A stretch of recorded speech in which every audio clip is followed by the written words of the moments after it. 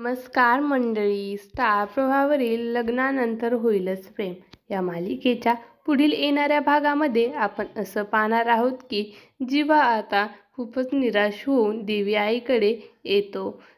तर तो देवीला प्रार्थना करत म्हणतो की अगं आई, मी काय चुकीचं केले? माझ्याच वाटेला एवढे दुःख काय येत आहे?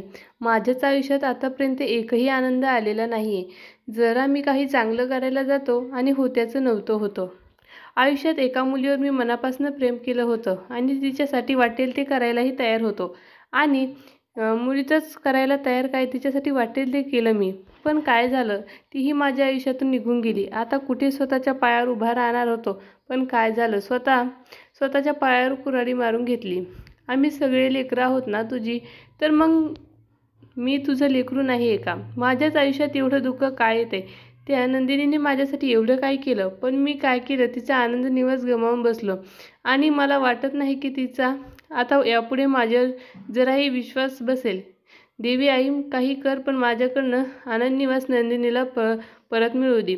आता जीवा हा देवी आईला प्रार्थना करतो. देवी आई ही त्याला त्याचं फळ देईल का? नंदिनीला पुन्हा आनंद निवास मिळवून देईल का? हे पाहणे खूपच रंजक ठरणार आहे.